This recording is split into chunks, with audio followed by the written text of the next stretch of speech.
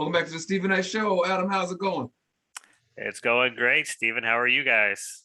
Cannot complain. Did you survive the social media the shutdown?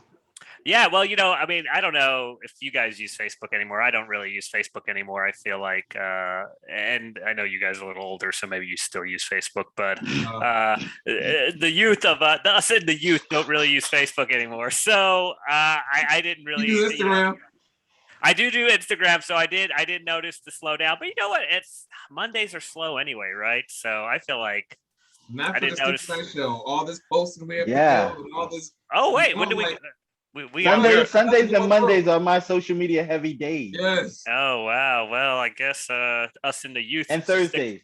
because I tell you what, TikTok wasn't down, No, TikTok went down. I so posted. we were living it up on the TikTok world. That's what I said. They said they had memes saying everyone, all the Twitter users looked at you all like, we don't even Exactly, but no, in reality, yeah, I didn't really notice much. So I did. I was like, it was funny because people said 100 times checking your server and make sure it's not you and your eyes. It's really social media. I was like, I took off my Wi-Fi and everything. I said, what's going on? that's wild. Oh, listen, I'll let y'all take away with movie reviews. Sure thing. So I saw a movie that came out actually last month called Free Guy.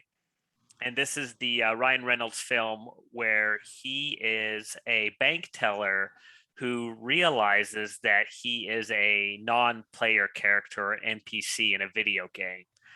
So it's kind of an action adventure movie where he starts to realize that the same thing happens every day in this game, and it's kind of like a Grand Theft Auto style world where the bank gets robbed every day, and he's just going through his routine, and he finally realizes that this is something's a little off and something's different, and he gains access to this knowledge that he's living in a game world, but it's really more than that. And it's hard not to spoil what's going on. He really doesn't realize he's in a game world until later on in the movie. But basically, what happens is he's this character and he's noticing different things, and characters in the real world are interacting with him in a way for him to start to kind of put piece these things together. And it's a pretty fun story. It's one that kind of it delves into this like topic of like, okay, so if AI becomes real, how do we address it, what to do with it, and all these things along with it. But it's a fun one. It's available for rental beginning at the end of this week, but if you want, it's on streaming at the moment for purchase. And again, I don't really want to give away too much for people who are going to watch it. I will say this though: if you're not a big gamer, if you're not someone who's played Grand Theft Auto or any of those kind of World of Warcraft online games, this, some of the topics might get a little lost on you. But otherwise, it's a fun adventure. Ryan Reynolds does a good job. A bunch of other actors. Joe Keery, who's in Stranger Things, is in it as one of the IT people. Takai Waititi is in it as kind of the owner of this company that makes the game, and there's a lot of fun adventures in it. So definitely, if you're looking for something like that, I will say this is one of those movies that did look like it would benefit from the big screen. There's a lot of awesome visuals and like fun things going on in it. But again, if you see it on the small screen, I don't think you'll lose too much. Okay. I am a big Ryan Reynolds fan. Does he deliver Ryan Reynolds in this film? Is he? He does. It's odd because I thought it would be a little funnier than it was, and it Okay. wasn't. It didn't hit like the cylinders of as funny as I thought it would be. And I Okay. guess it's different because we expect Ryan Reynolds as Deadpool, we expect him as Pikachu. He's done all these crazy roles, and when he plays like the straight-laced bank teller, it's not. Again, it just something is not. I mean, he does a great job, but he's just not as funny as I was expecting it to be. Gotcha. So I saw a few films. First film I saw was it's called Queen Pins, and it stars Kristen Bell, Kirby Howell Baptiste, Paul Walter Hauser, and Vince Vaughn. I will honestly say the reason that I saw this film was because Vince Vaughn. Anything Vince Vaughn is in, I'm going to watch just because I just like his sarcasm. I like his way. He's just so sideways. funny. He's just, I don't know. I just like Vince Vaughn. He's ignorant sometimes. Yeah. And he doesn't disappoint in this movie. He plays a postal inspector who is investigating crimes of coupon fraud. Kristen Bell and her partner, Kirby Howell, basically get on this coupon racket and they start selling buy one, get one free and free coupons where they accumulate millions and millions of dollars. And Vince Vaughn is on their trail. It is hilarious. I wouldn't necessarily say you have to go to the movies to see this. This is, you can see this at home. I do believe that you can stream on the early streaming for this. Okay. But definitely check it out. It's It go looked ahead. good. Yeah, I saw that. And I was like, okay, this seems like a fun premise of And coupon and and and, clippers. and Kristen Bell is nothing to sneeze at herself. She's Mhm. funny in her own right.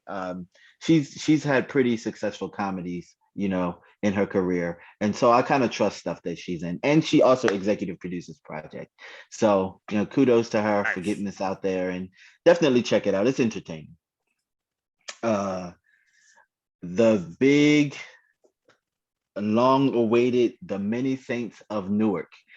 It's the movie which prequels The Sopranos. Hmm. It did not disappoint. I was very pleased. I was very, very impressed about the casting. They cast the perfect people for these roles, to the point where immediately after I watched the movie, I went into the pilot of The Sopranos just to compare. And they got it dead on. It stars Ray Liotta, Michael Gandolfini, who is related to James Gandolfini, and Vera Farmiga, who's unrecognizable as Tony's mother, a younger version of his mother in this film, and Alessandro Nivola, who plays Uncle Nicky, and Leslie Odom Jr. Shout out to Leslie Odom Jr. because I've seen him in a few things over the past couple of years, and he's been his variance is great. He's very eclectic. He is a great character actor, and if he is not already starting to do it, he's a good candidate for an EGOT. I hope he pushes and he achieves it. Nice. He's very talented. I highly recommend it. I do believe from what I got from this film that there are going to be more films from different perspectives of different people in the past. Okay. So I'll tell you this and I'll tell you why. When the film starts, they're in a graveyard and they're going by tombstones, and you can hear the rattlings of the people that are dead about their past. And they happen to just land on um uh what's his nephew's name? Maldonado. I can't Christopher. remember. They land on Christopher. But Ah, they pass other relatives on their way to Christopher, and they're talking too. They just happen to land on Christopher. I actually watched it twice. And so when I watched it the second time, I was like, there are going to be more movies telling different versions, from the perspective of other dead people that are dead, their version of what happened in the past. That's my take on it. It may not be true, but from the opening, that's what I got from it. Very artsy. Check it out. Tell me if you think the same. You can tweet me. And I took a look at BMF on Stars. Now, I will say this. I started not to, simply because I'm a little tired of these type of shows. I'm tired of seeing people of African American descent being rich, being thuggy, being bullies, being tyrants, selling drugs to their own people, tearing down other families for the sake of gaining money, power, or fame. I'm sick of those type of movies. But something told me to check it out, and I checked it out on the strength of Tasha Smith, who's from my hometown. I'm a personal fan of hers. She directed it, and I just wanted to see and support, and I did. This is a 50 Cent project. It did not disappoint. I was not nice. upset. Yeah. So BMF is a solid project. Definitely check that out. The story is great. It stars Wood Harris and Steve Harris, if you didn't know that they're brothers. So the guy, Wood Harris from The Wire, is brother to Diary of a Mad Black Woman, the husband that was in the wheelchair. They're brothers, if you didn't know. Russell Hornsby and Lala's in it, and Demetrius Flannery Jr. is in it, who's related to Big Meech from Chicago. This is his relative playing in this story about their family's life. I saw 2 episodes. The episodes are solid. It's a really solid story. Definitely check it out. And I'm going to shout out my Twitter follower, Brian Basher, sorry. He told me to check out this show on Netflix called Squid Game. Everyone's talking about Squid Game. Everybody's talking about it. I want to watch it. I started watching it, but I had to stop watching it because there are subtitles and it was late. I don't mind watching things with subtitles. I just can't do it when I'm tired. I get frustrated and I get angry. So we're going to revisit this weekend when I have more energy, and I'll let you know. But everybody's talking about Squid Game. So I want to see what the hype is about. Me too. I've been brushing up on my Insecure because Insecure starts this month on the 24th. It's the final season. Shout out to Princess Penny, friend of the show. And there is an awesome show on HBO. It's really adult though, really, really adult, which it's called Scenes from a Marriage. And it stars Oscar Isaacs and Jessica Chastain. And it really goes in depth and dissects what goes on within a marriage, the good, the bad, and the ugly. And like I said, this is really adult. They talk about really adult things, and there's some really graphic things that happen in the show. One of the things that they do upon each opening scene is that they bring you into the scene from outside of the set. So basically, they're giving you a behind the scenes footage as it leads into going into the set.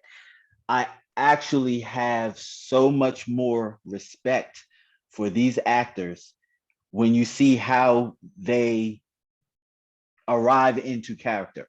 So for example, they're offset and you're walking, the camera's behind the principal actor as they're walking to set, going over their lines, flipping through just before they say action. So they get on their mark and they say action, and that's how it starts. Every episode is like that. And they do it from different perspectives. I think the one, this most recent one, they're in the car with Jessica Chastain and she's like getting into character, looking through her notes, and she gets out the car and she jumps into character, and that starts the scene. It's very interesting. Definitely check it out. It's very powerful. And again, it's very adult. Children should not be watching this. And that's all I have right now. All right. Thanks. I just want to shout out 911 Angela Bassett for on episode 3, I think now. So great. Right now, this guy, so last season, she was attacked by someone she was on the pursuit for. He really beat her up, and she was hospitalized and everything. Well, he goes to trial, he represents himself, and somehow he escaped from the courthouse. And so they thought they had caught him. He had gone to his attorney's house. But what happened is there's a lot of these women who, people get locked up for like serial killers, and then they have all these fans who want to marry them, all this, all these women. R. Kelly. All these women were trying to do that. And so the police officer, not Angela Bassett, but her counterpart, goes to his house, goes to arrest him, and the lawyer slits his throat while he's arrested. So he's on the loose. Well, the episode 2 ended where Angela Bassett's boss reminded her, "You're a victim too." So he has kidnapped her son. And so that's where we are tonight.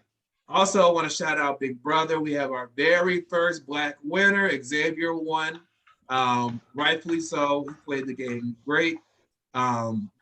It's funny because now they're out the jury, the people that got voted out. And so they're on Twitter. They're getting attacked. Like some people that we really just didn't like anyway, they're getting attacked. I feel bad for them. They are getting attacked. That's good. Well, wait a minute. Wait, Steven. So Tamar doesn't count that she won Big Brother? She's no, because it's a spinoff. So the actual Big Brother, that's Big Brother, Celebrity Big Brother. This is Big Brother. 21 seasons, 21 years, no Black winner. now we have one. Okay. And they really celebrated it too, like the show did. You know what I mean? They recognized it, which I appreciate. Also, the morning show is back. It is just so great. I mean, episode 3 last Friday, episode 4 this coming Friday. But yeah, a lot of great stuff to watch. But listen, we need to wrap. Guys, thank you so much for letting us know what to spend our time and our money on, what not. And we will talk again next Monday. Yeah, thanks a lot. All right. Right back after Good this. night.